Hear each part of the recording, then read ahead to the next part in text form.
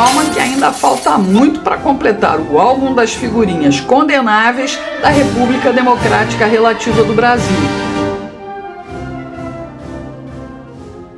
Por falar em nervosinho, era assim que o nome de Eduardo Paes constava na lista de propinas da Odebrecht. Mas antes de chegar lá, houve um longo caminho. Nas últimas décadas, jovens que sonhavam com fama e dinheiro tentavam futebol, música ou atuar numa novela da Globo. Dudu foi figurante, mas acabou usando o talento artístico no palco da política. Em 1992, recém-formado em Direito, Eduardo Paes nem quis saber de fazer o exame da OAB. Colou nos filhos de César Maia. Ficou noivo de Daniela, irmã gêmea do Rodrigo. Quando o ex-brisolista ganhou as eleições, criou subprefeituras no Rio de Janeiro e Dudu ganhou o primeiro cargo público.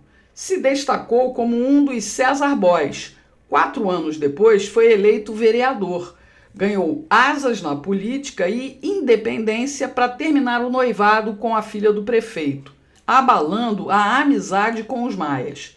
Mudando de máscara como quem troca de partido. Foi do PV, PFL, PTB, PSDB, DEM e agora PSD. Chegou à Câmara dos Deputados em 1999, onde ficou por 2 mandatos. Durante o mensalão, bateu forte em Lula. O personagem linha dura ganhou musculatura política e Dudu tentou ser governador do Rio em 2006. Ele perdeu a eleição para Sérgio Cabral, mas ganhou dele uma secretaria de Estado. O governador até traiu um correligionário antigo do MDB para bancar o nome do novo amigo à Prefeitura do Rio em 2008, mas o rompimento com César Maia só veio depois da campanha eleitoral. Dudu não baixou o volume de críticas quando virou prefeito. Fez auditoria nas obras de César, alimentando o noticiário das organizações Globo contra o ex-prefeito. Pau que dá em Chico, dá em Francisco. Antes da campanha pelo 2º mandato, o Fantástico exibiu imagens de Eduardo Paes reunido com motoristas de vans. O prefeito garantia que as cooperativas controladas pela milícia ganhariam a licitação das linhas do transporte alternativo. No meio disso tudo, um esquema de propinas e extorsão envolvendo PMs e políticos que impediam a fiscalização das vans. Nessa mesma época, Paes já era unha e carne com Cabral, amigão de Lula, que foi vaiado na abertura dos Jogos Pan-Americanos Rio 2007. O consórcio entre os três se firmou depois que Dudu se desculpou pelas falas contra Lula na CPI do Mensalão. O trio precisava estar alinhado para executar grandes projetos esportivos e financeiros. Obras para a Copa do Mundo e Olimpíada no Brasil. Dinheiro a rodo vindo das empreiteiras que negociavam com a Petrobras e o governo federal. Sacou? Sacou. No banco de propinas da Odebrecht. Tava lá a conta corrente do nervosinho. Antes do Petrolão estourar, os cariocas já sabiam que os pais de Eduardo Paes tinham 8 milhões de dólares em contas offshore no Panamá.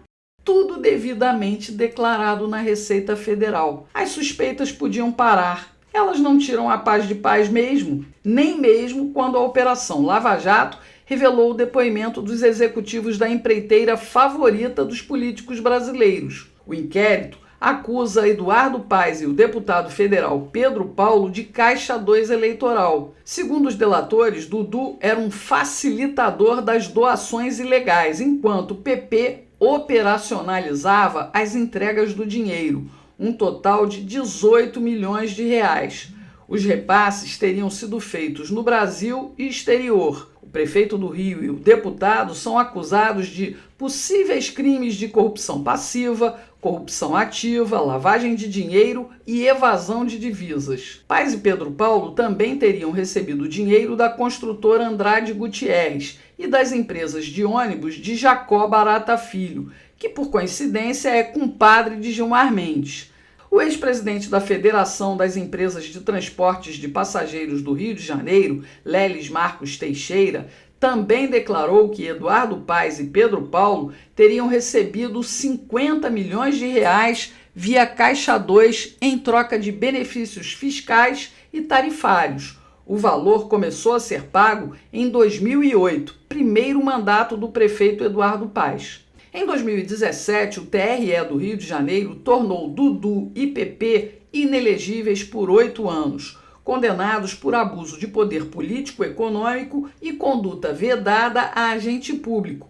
Eles usaram o plano estratégico da cidade na propaganda política de Pedro Paulo à sucessão de Eduardo na Prefeitura do Rio. Dudu e PP conseguiram suspender as decisões do TRE no TSE, em Brasília.